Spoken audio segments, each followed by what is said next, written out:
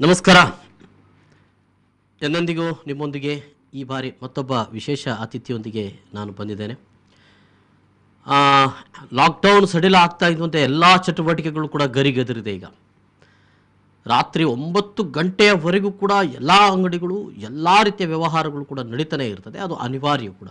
ಯಾಕಂದರೆ ಈ ಹಿಂದೆ ಲಾಕ್ಡೌನ್ ಇರದೇ ಇದ್ದಂಥ ಸಂದರ್ಭದಲ್ಲಿ 8 ಗಂಟೆ ಆಗಬೇಕಾದನ್ನು ಬಣ ಗುಡ್ತಾ ಇತ್ತು ನಗರಗಳೆಲ್ಲ. ಅಂದರೆ ಜನ ಅಷ್ಟು ಬೇಗ ಮನೆಗೆ ಸೇರ್ತಾಯಿದ್ರು. ಆದರೆ ಈಗ ಹಾಗಲ್ಲ, 9 ಗಂಟೆವರೆಗೆ ಮಾತ್ರ ಇರೋದು ಅನ್ನುವ ಕಾರಣಕ್ಕಾಗಿ ಎಲ್ಲ ವ್ಯವಹಾರಗಳು ಕೂಡ ಬಹಳ ಚುರುಕಿನಿಂದ ಇವತ್ತು ಇರೋದನ್ನು ನಾವಿವತ್ತು ಕಾಣ್ತಾ ಇದ್ದೇವೆ. ರಸ್ತೆಗಳಲ್ಲಿ ಅಂತೂ ವಾಹನಗಳು ತುಂಬಿ ತುಳುಕ್ತಾ ಇರುವಂಥದ್ದು, ಟ್ರಾಫಿಕ್ ಜಾಮ್ ಎಲ್ಲ ನಗರಗಳಲ್ಲೂ ಕೂಡ ನಾವು ನೋಡ್ತಾ ಇರುವಂಥದ್ದು. ಸೊ ಇಂಥ ಸಂದರ್ಭದಲ್ಲಿ ನಾವು ಮತ್ತೆ ನೆನಪಿಸಿಕೊಳ್ಬೇಕಾಗಿದೆ, ಇದಿಷ್ಟು ಈಗ ಚಟುವಟಿಕೆ ನಿರತ ಇರಬೇಕಾದರೆ ಕಳೆದ 2 ತಿಂಗಳಿನಿಂದ ನಾವು ಮನೆ ಒಳಗೆ ಇದ್ವು ಮತ್ತು ಅದರ ಹಿನ್ನೆಲೆ ಇರುವಂಥ ಕಾರಣಗಳು ಕೂಡ ನಮಗೆ ಎಲ್ಲರಿಗೂ ಕೂಡ ಸ್ಪಷ್ಟವಾಗಿದೆ. ಯಾಕಂದರೆ ನಾವು ಬಹಳ ಸಹಜವಾಗಿ ಮರೆಯುವುದು ಬಹಳ ಬೇಗ. ಇತ್ತೀಚೆಗೆ ಈ ಟೂರಿಸಮ್ ಹೆಚ್ಚೆಚ್ಚು ಆಗ್ತಾ ಇದೆ ಅಂತ ಅನ್ನುವಂಥದ್ದು, ಈ ರಿವೆಂಜ್ ಟೂರಿಸಮ್ ಈಗ ಡೆವಲಪ್ ಆಗಿದೆ ಅಂತೆ. ಅಂದರೆ ಕೊರೋನಾದ ವಿರುದ್ಧವಾಗಿ ಇವತ್ತು ಟೂರಿಸಮ್ ಮಾಡ್ತಾ ಇರುವಂಥದ್ದು. ಕಾರಣ ಏನಂತ ಹೇಳಿದ್ರೆ, ಇಷ್ಟು ಸಮಯ ನಾವೆಲ್ಲ ಒಳಗಿದ್ದೆವು, ಈಗ ಒಳಗೆ ಹೋಗಲಿಕ್ಕೆ ನೀವು ಹೊರಗೆ ಹೋಗಲಿಕ್ಕೆ ನೀನು ಬಿಡಲಿಲ್ಲಲ್ಲ, ಈಗ ನಾವೆಲ್ಲ ಹೊರಗೆ ಬರ್ತೀವಿ, ಏನು ಮಾಡ್ತೀಯ ನೋಡೋಣ ಅಂತ ಅನ್ನುವಂಥದ್ದು. ಇದು ಒಂದು ರೀತಿಯಲ್ಲಿ ರಿವೆಂಜ್ ಟೂರಿಸಮ್ ಅಂತಂದು ಇತ್ತೀಚೆಗೆ ಪ್ರಧಾನಮಂತ್ರಿಗಳು ಕೂಡ ಅದಕ್ಕೆ ಕಮೆಂಟ್ ಮಾಡಿದ್ದಾರೆ. ಅದರ ಬಗ್ಗೆ ಜಾಗೃತಿ ವಹಿಸಬೇಕು, ಹೆಚ್ಚೆಚ್ಚು ಜನ ಹೊರಗೆ ತಿರುಗಾಡೋದನ್ನು ಬಹಳ ಜಾಗೃತಿ ಮಾಡಬೇಕು ಅಂತ ಅನ್ನೋದನ್ನು ಕೂಡ ಪ್ರಧಾನಮಂತ್ರಿಗಳು ಕೂಡ ಹೇಳಿದ್ದಾರೆ. ಸೊ ಈ ಸಂದರ್ಭದಲ್ಲಿ ಭಾಳ ಎಲ್ಲ ರೀತಿಯಲ್ಲೂ ಪ್ರವಾಸೋದ್ಯಮ ನಿಂತಿರುವುದರಿಂದ, ಸಾಂಸ್ಕೃತಿಕವಾದಂಥ ಕಾರ್ಯಕ್ರಮಗಳು ನಿಂತಿರುವುದರಿಂದ ಕಲಾವಿದರುಗಳಿಗೆ, ತಂಡಗಳಿಗೆ ಭಾಳಷ್ಟು ತೊಂದರೆಗಳಾಗಿವೆ. ಆರ್ಥಿಕವಾದಂಥ ಸಂಕಷ್ಟಗಳು ಕೂಡ ಆಗಿವೆ. ಈ ಸಂದರ್ಭದಲ್ಲಿ ಕಳೆದ 2 ತಿಂಗಳಿಂದ ಹೀಗಿದ್ರೂ ಕೂಡ ಸಂಘ ಸಂಸ್ಥೆಗಳು ಮತ್ತು ಕೆಲವು ವ್ಯಕ್ತಿಗಳು ಯಾರೆಲ್ಲ ಸಂಕಷ್ಟದಲ್ಲಿ ಇರ್ತಾರೋ ಅವರನ್ನು ಭೇಟಿಯಾಗಿ ಅವರಿಗೆ ಆಹಾರದ ಕಿಟ್ಗಳನ್ನು ಒದಗಿಸೋದು ಮತ್ತು ಆಹಾರಗಳನ್ನು ಒದಗಿಸುವಂಥ ಒಂದು ಕಾಯಕವನ್ನು ಕೂಡ ಮಾಡ್ತಾಯಿದ್ರು. ಹಾಗಾಗಿ ಬಹುಶಃ ಬದುಕುಳಿದೆಯ ಬಡ ಜೀವ ಅನ್ನುವಂಥ ರೀತಿಯಲ್ಲಿ ಎಲ್ಲರಿಗೂ ಕೂಡ ಮತ್ತೊಮ್ಮೆ ಒಂದು ಹೊಸ ಬದುಕನ್ನು ಕೊಟ್ಟ ಹಾಗೆ. ಅದು ಇಲ್ಲದೇ ಖಂಡಿತ ಸಾಧ್ಯ ಇಲ್ಲ ಅಂತ. 60 ದಿನಗಳವರೆಗೆ ಅವ್ರು ಬದುಕುದಾದರೂ ಹೇಗೆ ಅನ್ನುವಂಥ ಪರಿಸ್ಥಿತಿ. ಅಂದರೆ ಇವತ್ತು ದುಡಿದರೆ ಇವತ್ತು ಅನ್ನ ಇದೆ, ಇವತ್ತು ಊಟ ಮಾಡಲಿಕ್ಕೆ ಸಾಧ್ಯ ಇದೆ ಅನ್ನುವಂಥ ಪರಿಸ್ಥಿತಿ ಇರುವವರಿಗೆ ಖಂಡಿತ ಸಾಧ್ಯ ಇಲ್ಲ. ಸೊ ಏನಿದ್ರೂ ಕೂಡ ಅದೆಲ್ಲ ಬಿಟ್ಟು ನಾವು ಹೊರ ಬಂದರೆ ಎಲ್ಲರೂ ಚಟುವಟಿಕೆ ನಿರತರಾಗಿದ್ದಾರೆ. ಇನ್ನು ಏನು ಅನ್ನುವಂಥ ಪ್ರಶ್ನೆಗಳು ಬರ್ತದೆ. ಇವತ್ತು ನನ್ನ ಜೊತೆಗೆ ಕರ್ನಾಟಕ ಜಾನಪದ ಪರಿಷತ್ತಿನ ದಕ್ಷಿಣ ಕನ್ನಡ ಜಿಲ್ಲೆಯ ಅಧ್ಯಕ್ಷರಾದ ಪ್ರವೀಣ್ ಕೋಡಿಯಾಲ್ಬೈಲ್ ಅವರಿದ್ದಾರೆ. ಜಾನಪದ ಪರಿಷತ್ ಅಂತ ಅನ್ನೋದು ಏನು ಮತ್ತು ಅದು ಏನು ಕಾರ್ಯೋನ್ಮುಖ ಮಾಡ್ತದೆ, ಲಾಕ್ಡೌನ್ ಸಂದರ್ಭದಲ್ಲಿ ಆ ಎಲ್ಲ ಕಲಾವಿದರನ್ನು ತಲುಪುವಂಥ ರೀತಿಯಲ್ಲಿ ಪ್ರವೀಣ್ ಕೋಡಿಯಾಲ್ಬೈಲ್ ಅವರು ಏನು ಕೆಲಸಗಳನ್ನು ಮಾಡಿದ್ದಾರೆ, ಜೊತೆಗೆ ರಂಗಭೂಮಿ ಸಿನಿಮಾ ಕ್ಷೇತ್ರದಲ್ಲೂ ಕೂಡ ಅವರು ತೊಡಗಿಸಿಕೊಂಡಿರುವವರು, ಸಾಮಾಜಿಕ ಕ್ಷೇತ್ರದಲ್ಲೂ ಕೂಡ ಎಲ್ಲರಿಗೂ ಕೂಡ ಅವರು ಪಮ್ಮಿ ಕೋಡಿಯಾಲ್ಬೈಲ್ ಅಂತಲೇ ಭಾಳ ಜನಪ್ರಿಯಗೊಂಡಂಥ ವ್ಯಕ್ತಿ ಕೂಡ ಹೌದು, ನಮ್ಮ ಮುಂದೆ ಇದ್ದಾರೆ. ಸರ್, ಕಾರ್ಯಕ್ರಮಕ್ಕೆ ಸ್ವಾಗತ. ಬಹುಶಃ ಲಾಕ್ಡೌನ್ ಸಂದರ್ಭದಲ್ಲಿ ಭಾಳ ಜನ ಸಂಕಷ್ಟಕ್ಕೆ ಇದಾಗಿದ್ದರು. ತಾವು ಭಾಳ ಕೆಲಸಗಳನ್ನು ಮಾಡಿದ್ರಿ, ಎಲ್ಲ ಕಲಾವಿದರುಗಳಿಗೆ ಮತ್ತು ಯಾರೆಲ್ಲ ಸಂಕಷ್ಟದಲ್ಲಿರ್ತಾರೆ ಅವರು ಗುರುತಿಸಿ ತಾವು ಕೆಲಸ ಮಾಡಿದ್ರಿ, ಯಾವುದೇ ಪ್ರಚಾರವನ್ನು ಬಯಸದೆ. ಹೇಗಿತ್ತು ತಮ್ಮ ಆ 60 ದಿನಗಳಲ್ಲಿ? ಯಾವ ರೀತಿಯ ಕಾರ್ಯಾಚರಣೆಗಳು ತೊಡಗಿಸಿಕೊಂಡ್ರಿ? ನಮಗೆ ಸಾಧಾರಣವಾಗಿ ಕೊರೋನಾದಿಂದ ಎಲ್ಲರಿಗೂ ಸರ್ವೇಸಾಮಾನ್ಯ. ಇದರಲ್ಲಿ ಕೆಲವರು ನಮ್ಮ ಹತ್ರ ಬಂದಿದ್ದರು. ನಮಗೆ ಜಾನಪದ ಲೋಕದಿಂದ ಸ್ವಲ್ಪ ಅನುದಾನ ಬಂದಿದೆ. ಅದನ್ನು ಇಂಥ ನಮ್ಮಲ್ಲಿ 8 ತಾಲೂಕುಗಳಿವೆ. ಇದರಲ್ಲಿ ಯಾರು ಕಲಾವಿದರಿದ್ದಾರೆ ಅವರಿಗೆಲ್ಲ ಮನೆಗೆ ನಾವು ಕಿಟ್ಗಳನ್ನು, ಮತ್ತು ನಮಗೆ ಯಾರು ಕೆಲವು ನಮ್ಮ ಒಡನಾಡಿಗಳು ತುಂಬ ಇದ್ದಾರೆ, ಅವರೆಲ್ಲ ಸ್ವಲ್ಪ ಧನ ಸಹಾಯ ಮಾಡಿ ಸಾಧಾರಣ ಸುಮಾರು ಒಂದು 800-900 ಕಿಟ್ಗಳನ್ನು ನಾವು ಹಂಚಿದ್ದೇವೆ. ಇದು ನಮ್ಮೊಂದು ಮಾಡಬೇಕಂತೇಳಿ ಅಲ್ಲ, ನಮ್ಮ ಒಂದು ಮಾಹಿತಿಯಿಂದ ನಮ್ಮ ಜನಪದ ಲೋಕದಿಂದ ಸಹ ಮಾಡಿದಾಗ ನೀವು ಹೇಗೆ ಯಾರನ್ನೆಲ್ಲ ಗುರುತಿಸಿದ್ರಿ? ನಾಟಕದವ್ರನ್ನ ಗುರುತಿಸಿದ್ರ? ಸಾಧಾರಣ ಜಾನಪದ ಯಕ್ಷಗಾನ ಕಲಾವಿದರು ಮತ್ತು ನಮಗೆ ಈ ಭೂತಾರಾಧನೆ ಮತ್ತು ಕೆಲವು ಕಲಾವಿದರನ್ನು ಗುರುತಿಸಿ ಕೊಟ್ಟಿದ್ದೇವೆ. ಇದಕ್ಕೆ ನಿಮ್ಮ ಪರಿಷತ್ತಿನಿಂದ ಏನಾದರೂ ಬಂದಿದೆ? ನಮಗೆ ಅನುದಾನ ಬರ್ತದೆ. ಸುಮಾರು ಒಂದೊಂದು ತಾಲೂಕಿಗೆ 50-50 ಸಾವಿರದಾಗೆ ನಮ್ಮ ಇದರ ಜಾನಪದ ಪರಿಷತ್ತಿನಿಂದ ಕಳಿಸಿದ್ದಾರೆ. ಬಂದಿದೆ. ಸಾಧಾರಣ ಎಷ್ಟು ದಿನಗಳವರೆಗೆ ಸರ್? ಸಾಧಾರಣ 60 ದಿನಗಳು ಕೊಡ್ತಾ ಇದ್ದಾರೆ? ಇಲ್ಲ, ಸಾಧಾರಣ ಒಂದು 25-30 ದಿವಸದಿಂದ ಯಾರು ಕೇಳ್ತಾರೆ, ಯಾರಿಗೆಲ್ಲ ನಮ್ಮ ಹತ್ರ ಯಾರಾದ್ರು ಬಂದರೆ ಅವರಿಗೆ ನಾವು ಮುಟ್ಟಿಸುವಂಥ ಕಾರ್ಯಕ್ರಮ ವೈಯಕ್ತಿಕವಾಗಿ ಗುರುತಿಸಿ ಮಾಡ್ತಾ ಇದ್ದಾರೆ. ಎಲ್ಲರಿಗೆ ಕೊಡಲಿಕ್ಕೆ ಸಹ ಪರಿಸ್ಥಿತಿ. ಓಕೆ, ಜಾನಪದ ಪರಿಷತ್ ಏನಿದು? ಅದಕ್ಕೆ ಅಧ್ಯಕ್ಷರಾಗುವಂಥ ಒಂದು ಭಾಗ್ಯ ನಿಮಗೆ ಬಂತು? ಇದಂದರೆ ನಾಗೇಗೌಡರು ಅಂತ ಹೇಳುವವರು ಇದರ ಸಂಸ್ಥಾಪಕರು. ಇದೊಂದು ಅವರ ಒಂದು ಅಭಿರುಚಿಯಲ್ಲಿ, ಅವರಿಗೆ ಒಂದು ಜನಪದ ಕಲೆ ಬಗ್ಗೆ ಅಭಿರುಚಿ ಇದ್ದರಿಂದ ಅವರು ಒಂದು ಸರ್ಕಾರದ ಉದ್ಯೋಗದಲ್ಲಿ IAS ಆಫೀಸರ್ DC ಆಗಿದ್ದರಿಂದ ಅವರಿಗೆ ಇದರ ಬಗ್ಗೆ ಒಂದು ಏನೋ ಒಂದು ಕಾಳಜಿಯಲ್ಲಿ ಅವರು ಒಂದು ಸೃಷ್ಟಿ ಮಾಡಿದರು. ಮಾಡಿ ಅವರು ಇದನ್ನು ಸರ್ಕಾರದಿಂದ ಅವರಿಗೆ ಒಂದು 35 ಎಕರೆ ಜಾಗೆ ನಮ್ಮ ರಾಮನಗರದಲ್ಲಿ ಸಿಕ್ಕಿತ್ತು. ಅಲ್ಲಿ ಜಾನಪದ ಲೋಕ ಅಂತ ಹೇಳಿ ಮಾಡಿದರು, ಅದರ ಒಂದು ಅಧ್ಯಕ್ಷ ಮಾಡಿದರು. ಮತ್ತು ಕರ್ನಾಟಕದ ಎಲ್ಲ ಕಡೆಗಳಿಂದ ಅವರು ಎಲ್ಲ ಕಡೆಗಳಿಗೆ ಹೋಗಿ ಸ್ವತಃ ಹೋಗಿ ಅವರು ಇದನ್ನು ಮಾಡಿ ಅಭಿರುಚಿ ಮಾಡಿ ಸಾಧಾರಣ ಒಂದು ಜಾನಪದ ಲೋಕ ಅಂತ ಹೇಳಿ ಒಂದು ಇದುವೇ ಸೃಷ್ಟಿಯಾಗಿದೆ ಬೆಂಗಳೂರಿನಲ್ಲಿ. ನೀವು ರಾಮನಗರದಲ್ಲಿ ಹೋಗುವಾಗ ಒಂದು ಬಲಬದಿಯಲ್ಲಿ ನಮ್ಮ ಜಾನಪದ ಲೋಕ ಅಂತ ಹೇಳುವಂಥ ಒಂದು ಎಷ್ಟು ಎಕರೆ ಜಾಗ, ಸಾಧಾರಣ 35-40 ಎಕರೆ ಜಾಗ ಇದೆ. ಪಿಲಿಕುಳ ಅಂತ ಹೇಗಿದೆ ಮಂಗಳೂರಲ್ಲಿ, ಹಾಗೆ ರಾಮನಗರದಲ್ಲಿ ಜಾನಪದ ಲೋಕ ಅಂತ ಹೇಳಿ ಇದು ಸಾಧಾರಣ ಅದು ಮಾಡಿ ಒಂದು 20 ವರ್ಷದ ಮೇಲೆ ಆಗಿದೆ. ಅವರು ಈಗ ಕಾಲ ನಂತರ ನಮ್ಮ ಅದೇ ಅದ್ರ ಬಗ್ಗೆ ನಾನು ಮತ್ತೆ ಕೇಳಬೇಕು. ಇಲ್ಲಿ ರಾಜೇಶ್ ಅವರು ಪೊಳಲಿಯಿಂದ ನೇರ ಸಂಪರ್ಕದಲ್ಲಿದ್ದಾರೆ. ನಮಸ್ಕಾರ ರಾಜೇಶ್. ನಮಸ್ಕಾರ. ಓಕೆ, ಕಟ್ಟಾಯಿತು. ಅದು ಹೇಳ್ತಾ ಇದ್ರಿ, ಅಂದರೆ 40 ವರ್ಷ ಆಯಿತು ಸ್ಥಾಪನೆಯಾಗಿ. 40 ವರ್ಷಗಳಿಂದ ಯಾವ ಉದ್ದೇಶವನ್ನು ಇಟ್ಟುಕೊಂಡು ಅವರು ಸ್ಥಾಪನೆ ಮಾಡಿದರು? ಅವರಿಗೆ ಒಂದು ಜಾನಪದದ ಕಲೆ ಬಗ್ಗೆ ಅಭಿರುಚಿ ಇತ್ತು. ಒಂದೊಂದು ಊರಲ್ಲಿ ಅವರು ಸರ್ಕಾರಿ ನೌಕರಿಯಲ್ಲಿ ಇದ್ದ ಕಾರಣ ಅಲ್ಲೇ ಒಂದೊಂದು ಕಲೆಯನ್ನು ಅವರಿಗೆ ಮನವರಿಕೆ, ಇದನ್ನು ನಾನು ಮಾಡಬೇಕು, ಇದನ್ನು ಸೃಷ್ಟಿಸಿ ಮಾಡಬೇಕು, ಇಂಥವರನ್ನೆಲ್ಲ ಒಂದುಗೂಡಿಸಬೇಕು. ಜನಪದ ಕಲಾವಿದರಂದರೆ ಬಡಪತ್ತಿನ ಕಲಾವಿದರು. ಈಗ ಸಿನಿಮಾ ರಂಗ ಕಲಾವಿದರು ಬೇರೆ, ನಾಟಕ ರಂಗ ಕಲಾವಿದರು. ಜನಪದ ಕಲಾವಿದರಂದರೆ ಎಲ್ಲಿ ಅವರು ತೋರಿಸಲಿಕ್ಕಿಲ್ಲ. ಯಾರಾದರೂ ರಾಜಕೀಯದ ವ್ಯಕ್ತಿಗಳು ಬರುವಾಗ ಈ ಡೋಲ್ ಕುಣಿತ ಅದು ಇದು ಅಂದರೆ ಅವರಿಗೆ ತೋರ್ಪಡಿಸೇ ಯಾವುದಿಲ್ಲ, ಪ್ರದರ್ಶನ ಮಾಡಲಿಕ್ಕಿಲ್ಲ. ಖಾಲಿ ಅವರು ವೆಲ್ಕಮ್ ಮಾಡಲಿಕ್ಕೆ ಮಾತ್ರ, ಕಲೆಗೆ ಬೆಲೆ ಕೊಟ್ಟು ಮೌಲ್ಯ ಕೊಡಬೇಕು ಅಂತ ಹೇಳುವ ಉದ್ದೇಶದಿಂದ ಇದನ್ನು ಅವರು ಮಾಡಿದ್ದು. ಜಾನಪದ ಪರಿಷತ್ ನೀವು ಹೇಳಿದರೆ ರಾಮನಗರದಲ್ಲಿ ಅಲ್ಲಿ ಏನೇನಿದೆ, ಅಲ್ಲಿ ಏನೇನು ನೋಡಿ? ಅಲ್ಲಿ ಸಾಧಾರಣ ಎಲ್ಲ ರಾಜ್ಯದ, ನಮ್ಮ ಕರ್ನಾಟಕ ರಾಜ್ಯದ ಅಲ್ಲ ಮತ್ತು ಬೇರೆ ಬೇರೆ ದೇಶದ ಎಂತೆಂಥ ಕಲಾ ಸಂಸ್ಕೃತಿಯನ್ನು ಅದರ ಒಂದು ವಿಷಯವೇ ಅದರಲ್ಲಿ ಅಡಗಿದೆ. ಅಲ್ಲಿ ಪುಸ್ತಕ ಆಗಲಿ, ಇದರ ಕಲಾವಿದರು ಹೇಗೆ ಮಾಡಿದರು, ಈ ಕಲೆ ಹೇಗೆ ಬಂತು ಅಂತ ಹೇಳುವ ಒಂದು ದೊಡ್ಡ ವಿಶಾಲ ಮನೋಭಾವದಲ್ಲಿ ಅವರ ಒಂದು ದೂರದೃಷ್ಟಿಕೋನ ಇಟ್ಟುಕೊಂಡು ಅದನ್ನೆಲ್ಲ ಅಲ್ಲಿ ಮಾಡಿದ್ದಾರೆ. ಸಾಧಾರಣ 30-45 ಎಕರೆ. ಅದರ ಒಳಗೆ ಹೋಗ್ಲಿಕ್ಕೆ ಟಿಕೆಟಿಗೆ ಒಂದು 10 ರೂಪಾಯಿ. ಈ ಶಾಲಾ ಮಕ್ಕಳೆಲ್ಲ ಬರಬೇಕು, 10 ರೂಪಾಯಿದು ಟಿಕೆಟ್ ಕೊಟ್ಟು ಅದರೊಳಗೆ ಹೋಗಬೇಕು. ಓಕೆ, ಅದರೊಳಗೆ ಅಂದರೆ ಈ ಕುಣಿತಗಳು, ಅದರದೆಲ್ಲ ಸ್ಟ್ಯಾಚ್ಯೂಗಳಿದೆ, ಭಂಡಾರ ಇದೆ. ಅದು ಮಾಡಿದ ಅವರು ಆ ರೀತಿ ಹೇಗೆ ಬಂದರು, ಈ ಕಲೆ ಹೇಗೆ ಆಯಿತು, ಅದೆಲ್ಲ ವಿಷಯದಲ್ಲಿ ಇದೆ. ಅಂದರೆ ಅದು ಬರೆದು ಹಾಕಿದ್ದಾರೆ ಅಥವಾ ಅಲ್ಲಿ ಒಬ್ಬರು ಎಕ್ಸ್ಪ್ಲೇನ್ ಮಾಡ್ತಾ ಇದ್ದಾರೆ. ಅದಕ್ಕೆ ವ್ಯಕ್ತಿ ಗೌರ್ಮೆಂಟ್ನಿಂದ, ಸರ್ಕಾರದಿಂದ ಅಲ್ಲಿ ಕೆಲಸಕ್ಕೆ ಇಟ್ಟಿದ್ದಾರೆ. ಓಕೆ. ಅಂದ್ರೆ ಯಾರು ಪ್ರವಾಸಿಗರಲ್ಲಿ ಹೋಗ್ತಾರೆ ಅವರಿಗೆ ಈ ಬಗ್ಗೆ ಇನ್ಫಾರ್ಮೇಷನ್ ಅಲ್ಲಿ ಕೊಡ್ತಾರೆ. ಯಾವ ಕುಣಿತ ಇದು, ಯಾವ ಜಿಲ್ಲೆದ್ದು ಏನು, ಮತ್ತು ಯಾವ ರೀತಿ ಕುಣಿತ ಇದೆ ಅದನ್ನು ಕೂಡ ಅವರು ಎಕ್ಸ್ಪ್ಲೇನ್ ಮಾಡ್ತಾರೆ. ಇನ್ನು ಮಾಡೆಲ್ಸ್ಗಳೆಲ್ಲ ಇವೆ, ಏನೇನೆಲ್ಲ ಮಾಡೆಲ್ಸ್? ಎಲ್ಲ ಮೂರ್ತಿಗಳೆಲ್ಲ ಇದೆ. ಸಾಧಾರಣ ನಮ್ಮ ಕಲ್ಚರ್ ಇದೆಲ್ಲ ಸಾಧಾರಣ ದಕ್ಷಿಣ ಕನ್ನಡ ಜಿಲ್ಲೆ ಆಗಲಿ, ಉತ್ತರ ಕನ್ನಡ ಜಿಲ್ಲೆ ಆಗಲಿ, ಎಲ್ಲ ಕಡೆ ಸಹ ಅದಲ್ಲಿದೆ. 35 ಎಕರೆ ಜಾಗದಲ್ಲಿ ಜನಪದೀಯ ಸಂಸ್ಕೃತಿಗೆ ಸಂಬಂಧಪಟ್ಟಂತ ಎಲ್ಲವೂ ಕೂಡ ನೋಡ್ಲಿಕ್ಕೆ ಸಿಗ್ತದೆ. 10 ರೂಪಾಯಿ ಟಿಕೆಟ್ ಇಟ್ಟು ಅದನ್ನ ಎಕ್ಸ್ಪ್ಲೇನ್ ಮಾಡೋರು ಕೂಡ ಅಲ್ಲಿ ಇದ್ದಾರೆ ಅಂತ ಅನ್ನುವಂಥದ್ದು. ಉಳ್ಕೊಳ್ಳಿಕ್ಕೆ ವ್ಯವಸ್ಥೆ ಎಲ್ಲ ಇದೆ ಅದರೊಳಗೆ. ಇಲ್ಲಿ ತಾವು ಅಧ್ಯಕ್ಷರಾಗಿದ್ದೀರಿ, ಜಿಲ್ಲಾಧ್ಯಕ್ಷರು. ಅಂದರೆ ಆಯಾಯ ಜಿಲ್ಲೆಯಲ್ಲಿ ಅವರು ಘಟಕಗಳನ್ನು ಮಾಡಿದ್ರು. ನಾಗೇಗೌಡರು ಇಲ್ಲಿ ನಮಗೆ ಸುರೀರಾಗಿ ಏರಿಯ ಲಕ್ಷ್ಮೀನಾರಾಯಣ ಆಳ್ವ ಇದರ ಅಧ್ಯಕ್ಷರಾಗಿದ್ದರು.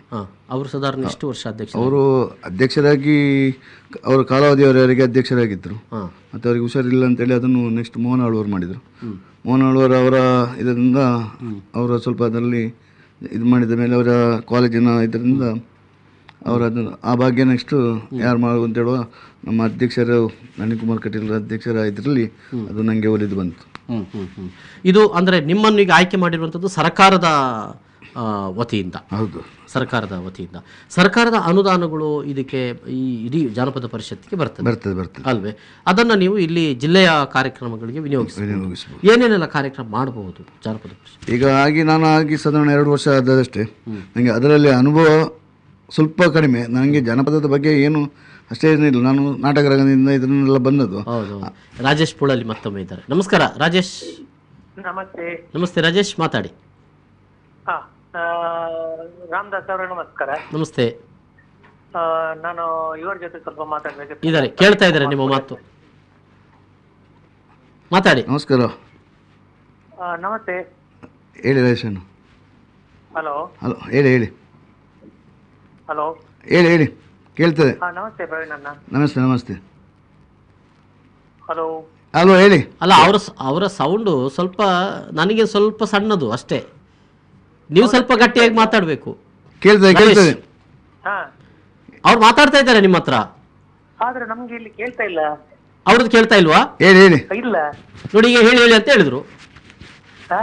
ಕೇಳ್ತದೆ, ನೀವು ಮಾತಾಡೋದು ಕೇಳ್ತದೆ, ಹೇಳಿ. ಇಲ್ಲ, ಕೇಳ್ತಾನೆ ಇಲ್ಲ. ಕೇಳ್ತಾ ಇಲ್ವಾ? ಇಲ್ಲ. ಎಸ್, ನೀವು ಮಾತಾಡೋದು ಕೇಳ್ತದೆ, ನೀವು ಮಾತಾಡಿ ಮಾತಾಡಿ. ಹೇಳಿ ರಾಜೇಶಣ್ಣ. ಓಕೆ, ಕಟ್ಟಾಯ್ತು. ಎಸ್, ನೀವು ಹೇಳ್ತಾ ಇದ್ದೀರಿ ಅಂದರೆ ಇಲ್ಲಿ ನೀವು ಕಾರ್ಯಕ್ರಮಗಳನ್ನು ಏನೇನು ಕಾರ್ಯಕ್ರಮ ಮಾಡಬೇಕು ಅಂತ. ನಾವು ಮೊನ್ನೆ ಫೆಬ್ರವರಿ 28ಕ್ಕೆ ಜಾನಪದ ಜಾತ್ರೆ ಅಂತ ಹೇಳಿ ಒಂದು ಕಾರ್ಯಕ್ರಮ ಮಾಡಿದ್ದೆವು. ಅದನ್ನು ಉದ್ಘಾಟಿಸಿದವರು ನಮ್ಮ ಸಂಸದರಾದ ರಾಜ್ಯಾಧ್ಯಕ್ಷ ನಳಿನ್ ಕುಮಾರ್ ಅವರು ಉದ್ಘಾಟಿಸಿದರು. ಮತ್ತು ನಮ್ಮ ಕೋಟ ಶ್ರೀನಿವಾಸ ಪೂಜಾರಿ ಅವರು ಬಂದಿದ್ದರು. ನಮ್ಮ ಶಾಸಕರಾದ ವೇದವ್ಯಾಸ ಕಾಮತ್, ಹಾಗೆ ನಮ್ಮ ಅಧ್ಯಕ್ಷರಾದ ತಿಮ್ಮೇಗೌಡರು, ಅಲ್ಲಿ ರಾಜ್ಯ ಪರಿಷತ್ ಅಧ್ಯಕ್ಷ ಮತ್ತು ಕಾಸರಗೋಡಿನ ಸುಬ್ಬಯ್ಯ ಗಟ್ಟೆ ಅವರು, ಉಡುಪಿ ಜಿಲ್ಲಾಧ್ಯಕ್ಷರಾದ ಡಾಕ್ಟರ್ ಯಾರು ಭಾಳ ಮಂದಿ ಅತಿಥಿಗಳೆಲ್ಲ ಬಂದಿದ್ದು.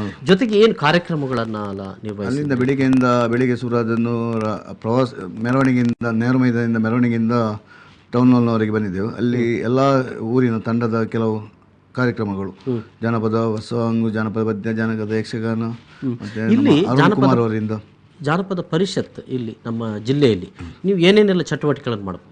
ನಾವು ಇಲ್ಲಿ ಯಾರು ಕಲಾವಿದರಿದ್ದಾರೆ ಅವರನ್ನು ಗುರುತಿಸಬೇಕು. ಅವರು ಏನು ಮಾಡಿದ್ದಾರೆ ಅವರ ಬಗ್ಗೆ ಒಂದು ದೊಡ್ಡ ಪುಸ್ತಕವನ್ನು ಮಾಡಬೇಕು. ಅದನ್ನು ನಾವು ಇಲ್ಲಿ ಏನಲ್ಲ ಅವರನ್ನು ನಾವು ಅದನ್ನು ಅಲ್ಲಿ ನಮ್ಮ ಜಾನಪದ ಪರಿಷತ್ತಿಗೆ ಅವರನ್ನು ಕಳಿಸಬೇಕು. ನಮ್ಮ ಉಪಾಧ್ಯಕ್ಷರಾದ ಲಕ್ಷ್ಮೀ ಸುವರ್ಣ ಇದ್ದಾರೆ, ಅವರೆಲ್ಲ ಅದರ ಬಗ್ಗೆ ಸ್ವಲ್ಪ ಮಾಡಿ ಅವರು ಅದನ್ನೆಲ್ಲ ಬೆಂಗಳೂರಿಗೆ ಕಳಿಸ್ತಾರೆ ನಮ್ಮ ಲೋಕಕ್ಕೆ. ಇಲ್ಲಿ ಸ್ವಲ್ಪ ಜಾನಪದಗಳನ್ನು ಅಧ್ಯಯನ ಮಾಡೋದು, ಅದೆಲ್ಲ ಕಾರ್ಯಕ್ರಮ ಮಾಡ್ತಾ ಇದ್ದೇವೆ. ಈಗ ಕೊರೋನಾದಿಂದ ಹೆಚ್ಚು ಕಾರ್ಯಕ್ರಮ ಮಾಡಲಿಕ್ಕೆ ಆಗಲಿಲ್ಲ, ಅವರವರ ಸಂಪರ್ಕ ಮಾಡಲಿಕ್ಕೆ ನಮಗೆ ತುಂಬ ಕಷ್ಟ ಆಗಿದೆ. ಇನ್ನು ಅದನ್ನು ಉದ್ದೇಶ ಮಾಡಿ ಜನಪದ ಅಂತ ಹೇಳುವ ಒಂದು ನಮ್ಮ ಯಕ್ಷಗಾನ, ಜನಪದ ಅಂದರೆ ಯಕ್ಷಗಾನ, ಹುಲಿ ಕುಣಿತ ಮತ್ತು ಭೂತಾರಾಧನೆ, ಅದರ ಬಗ್ಗೆ ಇದನ್ನು ಸ್ವಲ್ಪ ಅಧ್ಯಯನ ಮಾಡಿ ಇದನ್ನೆಲ್ಲ ಕಳಿಸಿದರೆ ನಮ್ಮ ಇದಕ್ಕೆ ಅಲ್ಲಿಂದ ಪ್ರೋತ್ಸಾಹ ಮಾಡುವಂತ ಹೇಳಿದ್ದಾರೆ ನಮ್ಮ ಅಧ್ಯಕ್ಷರು. ನೀವು ಇದನ್ನು ಕಳಿಸಿ, ನಮ್ಮಿಂದ ಮಾಡ್ತೇವೆ. ಇಲ್ಲಿ ಅಂದರೆ ಅಧ್ಯಯನ ಮಾಡುವವರಿಗೆ ಅವಕಾಶಗಳು ಖಂಡಿತ ಇದೆ. ನಮ್ಮಲ್ಲಿ ಮೊನ್ನೆ ಒಬ್ಬರಿಗೆ ಇಲ್ಲಿ ಪ್ರಶಸ್ತಿ ಸಿಕ್ಕಿತ್ತು ಜಾನಪದ, ಅವರು ನಾವು ಗುರುತಿಸಿದೆವು. ಅವರಿಗೆ ಒಂದು 10,000 ರೂಪಾಯಿ ಅನುದಾನ ಮತ್ತು ಅದರ ಗೌರವ ಪಾರಿತೋಷಕ ಎಲ್ಲ ಕೊಟ್ಟು ಕಳಿಸಿದ್ದಾರೆ ಅವರಿಗೆ ಇಬ್ಬರನ್ನು. ಅಲ್ಲಿ ನಮ್ಮ ಜಾನಪದ ಲೋಕದಲ್ಲಿ ಇಬ್ಬರನ್ನು ನಾವು ಹೆಸರಿಸಿ ಕಳಿಸಿದರೆ ಅವರು ಅದಕ್ಕೆ ಇದೆಲ್ಲ ಮಾಡ್ತಾರೆ. ಯಾರೆಲ್ಲ ಅದಕ್ಕೆ ಅನುಭವಿ ಇದ್ದಾರೆ ಅವರ ಬಗ್ಗೆ ಇದೆಲ್ಲ ಮಾಡ್ತಾರೆ. ಹಾಗಾದರೆ ಕುಣಿತಗಳ ಬಗ್ಗೆ ತಿಳಿದಿರುವವರು, ಇಲ್ಲಿಯ ಹಾಡುಗಳ ಬಗ್ಗೆ ತಿಳಿದಿರುವವರು, ಇಲ್ಲಿ ಪಾಡ್ದನಗಳಿವೆ ಅಥವಾ ಭೂತಕೋಲದ ಒಂದಷ್ಟು ಸಂಸ್ಕೃತಿ ಇದೆ, ಯಕ್ಷಗಾನ ಇದೆ ಅಂತ ಕೆ ಬೇಜಾವರ ಹತ್ರ ನಾವೆಲ್ಲ ಕೆಲವು ವಿಷಯವನ್ನು ತಿಳಿದುಕೊಳ್ತೇವೆ. ಈ ಜನಪದದ ಇಲ್ಲಿ ಕೆ ಬೇಜಾವರು ತುಂಬ ಅನುಭವಿ ಇದ್ದಾರೆ, ಅವರಿದ್ದಾರೆ. ಮತ್ತು ಕೆಲವರೆಲ್ಲ ಇದ್ದಾರೆ, ಅವರ ಹತ್ರ ಹೋಗ್ತೇವೆ ನಾವು.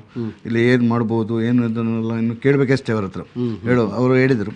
ಸೊ ಇನ್ನು ಮುಂದೆ ಜಾನಪದ ವಿದ್ವಾಂಸರುಗಳನ್ನ ಭೇಟಿಯಾಗಿ ಮಾತಾಡಬೇಕು ಅಂತ. ಓಕೆ, ರಾಜೇಶ್ ಮತ್ತೊಮ್ಮೆ ಇದ್ದಾರೆ. ರಾಜೇಶ್ ನಮಸ್ತೆ. ಈಗ ಕೇಳ್ತಾ ಉಂಟಾ? ಹೇಳಿ ಹೇಳಿ ರಾಜೇಶಣ್ಣ. ನಮಸ್ತೆ. ಮೊದಲನೇದಾಗಿ ನಮ್ಮ ದಕ್ಷಿಣ ಜಿಲ್ಲಾ ಅಧ್ಯಕ್ಷರಿಗೆ ನಮಸ್ತೆಗಳು. ನಮಸ್ತೆ ನಮಸ್ತೆ. ಮೊದಲಿಗೆ ಈ ಜಾನಪದ ಪರಿಷತ್ ಅಂತಲೇ ನಮಗೆ ಗೊತ್ತೇ ಇರಲಿಲ್ಲ. ನೀವು ಬಂದ ನಂತರ ಅದರ ಪರಿಚಯ ಆದದ್ದು ನಮಗೆ ಸ್ವಲ್ಪ ಮಟ್ಟಿಗೆ ಆದದ್ದು.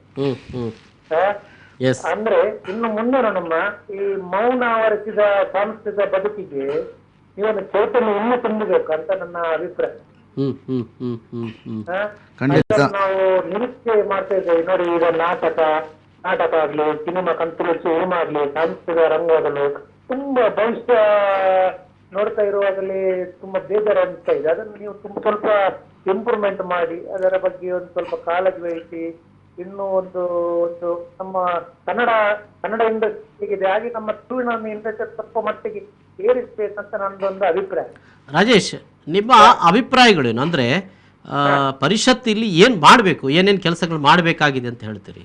ಅದೇ ಪರಿಷತ್ತಿಂದ ಇದು ಮಾಡ್ಬೇಕು ಏನಂತ ಇದ್ರೆ ಈ ನಾಟಕ ರಂಗ, ಈ ಅದರಲ್ಲಿ ಟಿವಿ ಆಗ್ಲಿ, ಕೆಲವು ಜಾನಪದ ಗೀತೆ ಆಗ್ಲಿ, ಅದನ್ನು ಸ್ವಲ್ಪ ಇಂಪ್ರೂವ್ಮೆಂಟ್ ಮಾಡಿ ಅದರ ಬಗ್ಗೆ ಸ್ವಲ್ಪ ಚರ್ಚೆ ನಡೆಸಿ ಏನ್ ಮಾಡಿದ್ರೆ ಆಗ್ಬೋದು. ವರ್ಷಕ್ಕೊಂದು ಪ್ರೋಗ್ರಾಮ್ ಅನ್ನು ಇಟ್ಟು ಮಕ್ಕಳಿಗೆ ಸಣ್ಣ ಸಣ್ಣ ಮಕ್ಕಳಿಗೆ ಹಾಗೆ ಒಂದು ಯಾವ್ದಾದ್ರು ಈ ಇಂಥ ಒಂದು ಇದರಲ್ಲಿ ಮಕ್ಕಳಿಗೆ ಜಾನಪದವನ್ನು ಪರಿಚಯಿಸುವಂತ ಕಾರ್ಯಕ್ರಮಗಳನ್ನು ಮಾಡಬಹುದು ಅಂತ ಹೇಳ್ತೀರಾ ಹೌದು ಅಲ್ವೇ? ಚೆನ್ನಾಗಿದೆ ಚೆನ್ನಾಗಿದೆ ಚೆನ್ನಾಗಿದೆ ಚೆನ್ನಾಗಿದೆ. ಸೊ ಎಲ್ರಿಗೂ ಅದನ್ನು ತಲುಪಿಸುವಂತ ಕೆಲಸಗಳು ಆಗಬೇಕು.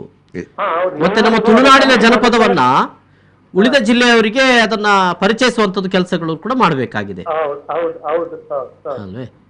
Okay okay okay okay Rajesh, thank you thank you thank you thank you. ಬಹುಶಃ ಅವರ ಸಲಹೆ, ರಾಜೇಶನವರ ಸಲಹೆ ಒಳ್ಳೆಯದು. ನಾವು ಮಕ್ಕಳನ್ನು ಜನಪದ ಇದನ್ನು ನಮ್ಮ ತೊಕ್ಕೋಟಿನ ಉಳ್ಳಾಳದ ಅಧ್ಯಕ್ಷರಾದ ಅರುಣ್ ಉಳ್ಳಾಳ್ ಅವರು ಈ ಕಾರ್ಯಕ್ರಮ ಮಾಡ್ತಾ ಇದ್ದಾರೆ. ಅವ್ರ ಮಕ್ಕಳನ್ನು ಕರೆಸಿ, ಸಾಧಾರಣ ಸಣ್ಣ ಸಣ್ಣ ಮಕ್ಕಳನ್ನು ಕರೆಸಿ ಆದಿತ್ಯವಾರ ಕಾರ್ಯಕ್ರಮ ಮಾಡ್ತಾ ಇದ್ದಾರೆ. ಅವರ ಬಗ್ಗೆ ಇದನ್ನು ನಾನು ಚರ್ಚಿಸಿ ಇದನ್ನು ಇನ್ನೂ ಉನ್ನತ ಮಟ್ಟದಲ್ಲಿ ಮಾಡುವಂತ ಅವರು ನಮ್ಮ ಜನಪದ ಉಳ್ಳಾಳ ವಲಯದ ಅಧ್ಯಕ್ಷರಾಗಿದ್ದಾರೆ ಅರುಣ್ ಉಳ್ಳಾಳ್. ಅವ್ರು ಮಾಡ್ತಾ ಇದ್ದಾರೆ ಈಗ ಅವ್ರು ಹೇಳಿದ್ದಕ್ಕೆ ರಾಜೇಶ್ ಅಣ್ಣ. ಓಕೆ, ಜೊತೆಗೆ ವಿದ್ವಾಂಸರುಗಳನ್ನ ಭೇಟಿಯಾಗಿ ನಮ್ಮ ಸಂಗ್ರಹಿಸುವಂತ ಕೆಲಸಗಳನ್ನು ಮಾಡ್ತಾ ಇದ್ದೇವೆ. ಇನ್ನು ಮುಂದಿನ ದಿನಗಳಲ್ಲಿ ಮಾಡಬೇಕು ಅಂತ ಆಲೋಚನೆ ಇದೆ, ಒಂದು ಪ್ಲಾನ್ ಇದೆ. ನಮ್ಮ ಅಧ್ಯಕ್ಷ ಹತ್ರ ಹೇಳಿದ್ದೇವೆ. ಮತ್ತೆ ಅವರದೆಲ್ಲ ಇದನ್ನು ಕೈಪಿಡಿಗಳನ್ನೆಲ್ಲ ಮಾಡಿ ನಾವು ಕಳಿಸ್ಬೇಕು ಅದನ್ನು. ಇಲ್ಲಿ ಯಾರಿದ್ದಾರೆ, ಅವರು ಏನು ಮಾಡಿದ್ದಾರೆ, ಏನು ಕೆಲಸಗಳು ಮಾಡಿದ್ದಾರೆ ಜನಪದಕ್ಕೋಸ್ಕರ ಅವರು ವಿದ್ವಾಂಸರ ಹತ್ರ. ಜೊತೆಗೆ ಯಾರಾದರೂ ವ್ಯಕ್ತಿಗಳು ಅಧ್ಯಯನ ಮಾಡ್ತಾ ಇರ್ತಾರೆ ಒಂದು ಯಾವುದಾದ್ರೂ ಒಂದು ವಿಷಯದ ಬಗ್ಗೆ, ಜನಪದದ ವಿಷಯದ ಬಗ್ಗೆ, ಅವ್ರಿಗೇನಾದರೂ ಸಪೋರ್ಟ್ ಸಿಗ್ತದ? ಅವ್ರು ಇಷ್ಟವರೆಗೆ ನಮ್ಮ ಬಳಿ ಯಾರು ಬರಲಿಲ್ಲ ಅಂತವ್ರು ಬಂದರೆ ಖಂಡಿತ ಅದರ ಬಗ್ಗೆ ಇಂಥ ಒಂದು ವಿಷಯದ ಬಗ್ಗೆ, ಆಟಗಳ ಬಗ್ಗೆ ನಾನು ಅಧ್ಯಯನ ಮಾಡ್ತೇನೆ, ಅಧ್ಯಯನ ಮಾಡಿ ಡಾಕ್ಟರೇಟ್ ಮಾಡೋದಾದ್ರೆ ನಮ್ಮಿಂದ ನಮ್ಮ ಇದರಲ್ಲಿ ಅವ್ರ ನಾವು ಅಧ್ಯಕ್ಷರು ಮಾತಾಡಿ ಅವರು ನಡೆದಿದ್ರು ನಾವು ಜನಪದ ಲೋಕದಿಂದ ನಮ್ಮ ದಕ್ಷಿಣ ಕನ್ನಡ ಜಿಲ್ಲೆಯಿಂದ ಅವ್ರಿಗೆ ಏನಾದರೂ ಮಾಡುವಂಥ ಜೊತೆಗೆ ಈ ಸಂಶೋಧನೆಗಳನ್ನು ಮಾಡೋದಿದ್ರೆ ಅದಕ್ಕೂ ಕೂಡ ಅವಕಾಶ ಇದೆ. ಅದು ಸಹ ನಾನು ತುಳುಪೀಠ ಯೂನಿವರ್ಸಿಟಿದು ತುಳುಪೀಠ ವೀರೇಂದ್ರ ಹೆಗ್ಡೆ ತುಳುಪೀಠ ಅಧ್ಯಯನ ಪೀಠದ ಸದಸ್ಯನಾಗಿದ್ದೆ ನಾನು. ಅದರಲ್ಲಿ ಸಹ ಇದಕ್ಕೆಲ್ಲ ವ್ಯವಸ್ಥೆ ಇದೆ. ಆಮೇಲೆ ಜೊತೆಗೆ ಈಗ ಯುವಜನ ಮೇಳಗಳು ನಡೀತದೆ ನೋಡಿ, ವರ್ಷ ವರ್ಷ ಅದೇನಾದರೂ ಅಂತ ಪ್ಲಾನ್ಗಳಿವೆಯಾ? ಇಲ್ಲ, ನಾವು ನೆಕ್ಸ್ಟಿನ ಇದರಲ್ಲಿ ನಾವು ಕರಾವಳಿ ಉತ್ಸವ ಹೇಗೆ ಆಗ್ತದೆ ಹಾಗೆ ಜಾನಪದ ಉತ್ಸವ ಅಂತೇಳಿ ಅದನ್ನು ಮಾಡಬೇಕು ಅಂತೇಳಿ ನಾವು ಅಧ್ಯಕ್ಷದ ಮಾತುಕತೆ ಆಗಿದೆ. ಈಗ ಈ ಕೊರೋನಾ ಟೈಮಲ್ಲಿ ಅದೆಲ್ಲ ಮಾಡ್ಲಿಕ್ಕೆ ಆಗಲಿಲ್ಲ. ನೀವು ಯೋಜನೆ ಹಾಕಿಕೊಂಡಿದ್ದೇವೆ ನಾವು ಮಾಡಬೇಕು ಮುಂದಿನ ದಿನದಲ್ಲಿ. ಸೊ ಮುಂದಿನ ದಿನಗಳಲ್ಲಿ ಅದು ಮಾಡಬಹುದು. ಕರಾವಳಿ ಉತ್ಸವ ಹೇಗೆ ಆಗ್ತದೆ ಹಾಗೆ ನಮ್ಮದು ಜನಪದ ಉತ್ಸವ ಅಂತೇಳಿ ಮಾಡುವ ಅಂತೇಳಿ. ಹಾಗೆ ಓಕೆ, ನಡುವೆ ಒಂದು ಸಣ್ಣ ವಿರಾಮ ತೆಗೆದುಕೊಳ್ಬೇಕು. ಬ್ರೇಕ್ನ ಬಳಿಕ ಮತ್ತೆ ಬರ್ತೇವೆ.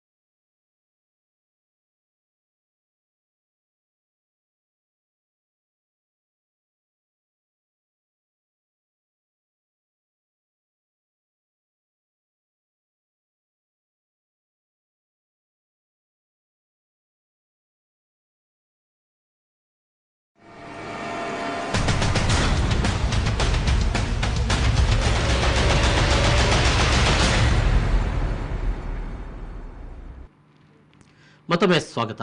ನಮ್ಮ ಜೊತೆಗೆ ಕರ್ನಾಟಕ ಜಾನಪದ ಪರಿಷತ್ನ ದಕ್ಷಿಣ ಕನ್ನಡ ಜಿಲ್ಲಾ ಅಧ್ಯಕ್ಷರು ಪ್ರವೀಣ್ ಕೋಡಿಯಾಲ್ವೆಲ್ ಅವರು ನಮ್ಮ ಜೊತೆಗಿದ್ದಾರೆ. ಎಲ್ರಿಗೂ ಪಮ್ಮಿ ಕೋಡಿಯಾಲ್ವೆಲ್ ಅಂತಲೇ ಪರಿಚಿತ. ಬಹುಶಃ ಮಾಡಬೇಕಾಗಿರುವಂಥ ಕೆಲಸಗಳು ಬಹಳಷ್ಟು ಮಾಡ್ಬೋದು ಜಾನಪದ ಪರಿಷತ್ ಮಾಡ್ಬೋದು. ಬಟ್ ಇದರ ಯೋಜನೆಗಳನ್ನು ಹಾಕಿ ಪ್ಲಾನಿಂಗ್ ಮಾಡಬೇಕು ಅಲ್ವೇ? ಯಾವ ರೀತಿಯಲ್ಲಿ ನೀವು ಜಾನಪದ ಉತ್ಸವ ಅಂತ ಹೇಳಿದ್ರಿ, ಭಾಳ ಚೆನ್ನಾಗಿದೆ ಅದು, ಆ ಪರಿಕಲ್ಪನೆ ಚೆನ್ನಾಗಿದೆ. ಹೇಗೆ ಮಾಡಬೇಕು ಅಂತ ಇದ್ದೀರಿ? ಅಂದರೆ ಈಗ ಕರಾವಳಿ ಉತ್ಸವ ಒಂದು ಮೈದಾನದಲ್ಲಿ ನಡೀತದೆ, ಅದೇ ರೀತಿ ಮಾಡಬೇಕಂತ ಹೇಳಿದ್ದೇವೆ. ಇದ್ದ ಜಾನಪದ ಕಲಾವಿದರನ್ನು ಎಲ್ಲ ಊರಿಂದ, ಸಾಧಾರಣ ನಮ್ಮ ಕರ್ನಾಟಕದಲ್ಲಿ ಎಷ್ಟು ಕಡೆಯಲ್ಲಿಂದ ಜಾನಪದದವರಿದ್ದ ಅವರನ್ನೆಲ್ಲ ಕರೆಸಿ ಒಂದೊಂದು ದಿವಸದ್ದು ಕಾರ್ಯಕ್ರಮದಲ್ಲಿ ಅವರನ್ನೆಲ್ಲ ನೃತ್ಯ ಇದನ್ನೆಲ್ಲ ತೋರಿಸಬೇಕು. ಅವರು ಹೇಗೆ ಬಂದಿದ್ದಾರೆ ಅದರ ವಿಚಾರವನ್ನು ನಿಮ್ಮಂಥವರಲ್ಲೆಲ್ಲ ಕೇಳಿ ಮಾಡಬೇಕಂತ ಇದ್ದೇವೆ, ಒಂದು ಗ್ರೂಪೆಲ್ಲ ಮಾಡಿ.